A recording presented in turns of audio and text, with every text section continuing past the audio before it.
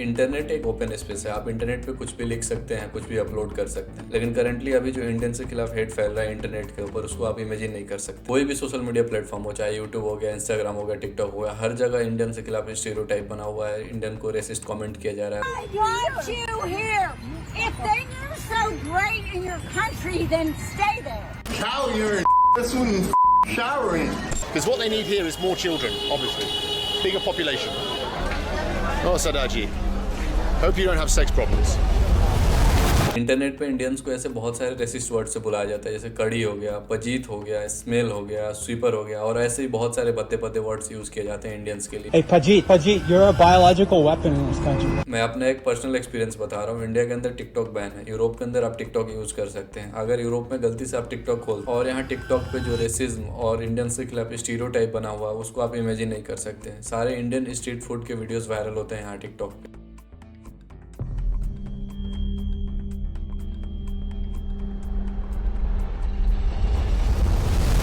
और इनको वो सारे वीडियोस देख के ऐसा लगता है कि इंडियन का जो फूड कल्चर है वो ऐसा ही है, स्टीरियोटाइप बना हुआ है कि इंडियन स्ट्रीट फूड ऐसा है, इंडियंस ऐसे ही फूड खाते हैं। इसकी वजह से इंडियंस के खिलाफ रेसिस्ट कमेंट आते हैं। और भी ऐसे बहुत सारे वीडियोस हैं, एग्जांपल्स हैं, जो कि आप देख के समझ सकते हो कि इंडिया को लेके कितना रेसिज्म फैला हुआ है वेस्टर्न वर्ल्ड के अंदर। इस टॉपिक पे बात करने के लिए ही मैंने इस वीडियो को बनाया, और इस वीडियो में अपन जानने की कोशिश करेंगे कि वो क्या क्या रीजन है जिसकी वजह से इंडियंस के खिलाफ ऐसा स्टीरियोटाइप बना हुआ है और ऐसे रेसिज्म फैला हुआ है। सबसे पहला और इम्पोर्टेंट रीजन जिसकी वजह से इंडियंस के खिलाफ स्टीरियोटाइप बना हुआ है वो है Hollywood.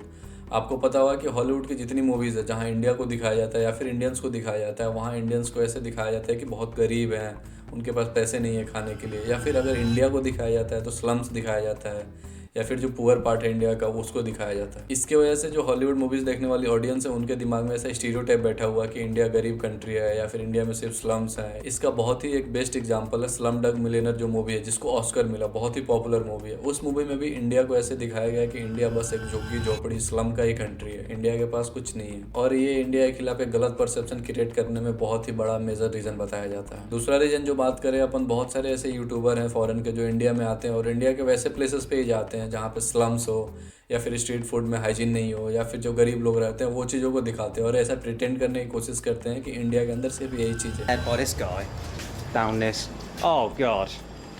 Oh, lovely. Oh, you're joking. Welcome to the train station here in Delhi. Let's go.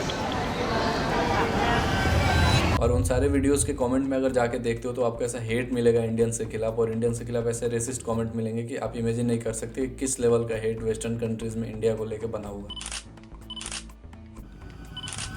But ये सब चीज़ें अपने कंट्रोल में नहीं है। जो इंडिया का अदर साइड है, जो गरीब वाला साइड है, वो इंटरनेट पे दिखाया ही जाएगा, वो इंटरनेट पे वायरल किया ही जाएगा, वो अपने कंट्रोल में है नहीं। बट जो चीज़ अपने कंट्रोल में है, हम लोग उस चीज़ को भी सही करने की कोशिश नहीं कर रहे हैं या उस चीज़ को सही करने की बात नहीं करते। और उसमें सबसे पहला जो रीज़न है जिसकी वजह से इंडिया का बहुत इमेज खराब होता है वर्ल्ड वाइड, वो है डोंकी रूट से इंडियंस का इलीगल एंट्री करना है यूएस के अंदर।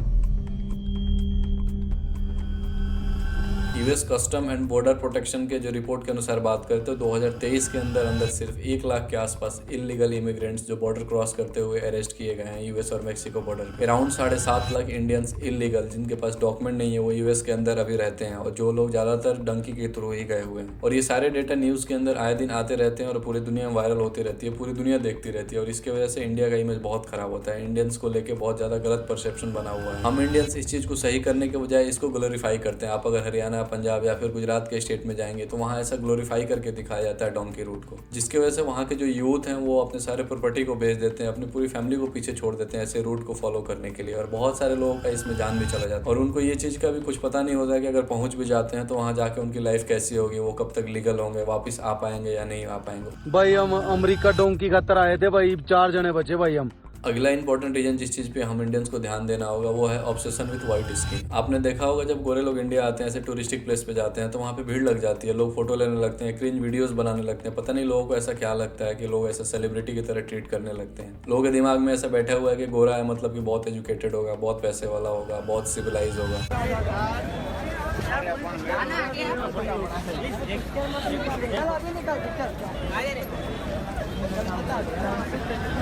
और कुछ लोगों की गलतियों की वजह से पूरे इंडियंस का इमेज ऐसा बना हुआ है, जनरलाइज किया गया है कि इंडियंस ऐसे ही होते हैं, इंडियंस लड़कियों को देख के ऐसे ही कमेंट करते हैं या फिर उनको अनकंफर्टेबल फील कराते हैं। कुछ टाइम पहले दुनिया के अंदर पूरे न्यूज़ में सोशल मीडिया पे वायरल हो रहा था एक स्पेनिश कपल की स्टोरी, जो वो इंडिया के अंदर ट्रैवल कर रहे थे बाइक से। अभी झारखंड के अंदर जो फीमेल बाइक राइडर थे उनके साथ 5 लोगों ने मिलकर गैंग रेप किया और ये न्यूज़ पूरे दुनिया में वायरल हुई। और आप सोच सकते हैं कि इस न्यूज़ के वायरल होने के बाद दुनिया में इंडियंस को लेकर क्या इमेज क्रिएट हुआ होगा। सिर्फ ऐसा बोलना कि हमको बिना मतलब का रेसिस्ट कमेंट मिलता है या फिर हमारे लिए स्टीरियोटाइप बना हुआ है, तो ये बिल्कुल गलत है। हम इंडियंस की हरकतें ऐसी है जिसकी वजह से हमें रेसिस्ट कमेंट सुनना पड़ता है, स्टीरियोटाइप हमारे खिलाफ बना हुआ है पूरे दुनिया में। और उसका एक बहुत ही बेस्ट एग्जांपल है, कोई भी ऐसा ब्लॉगर है या यूट्यूबर है उसको पूरी दुनिया में डाउनफॉल आती है तो वो इंडिया आता है। उसको पता है कि इंडिया के अंदर उसको बहुत सारा व्यूज आएगा, बहुत सारे लोग उसको देखेंगे, इसके वजह से वो लोग इंडिया आते हैं और इंडिया के अंदर कंटेंट क्रिएट करते हैं। और हद तब हो जाती है कि जब उनके कमेंट सेक्शन को ओपन करके आप देखोगे और उनके कमेंट सेक्शन में जाके ऐसे ऐसे कमेंट्स किए रहते हैं कि आपको देख के ये चीज़ समझ आएगी कि अगर उनकी जो ऑडियंस है वो इस कमेंट्स को पढ़ती होगी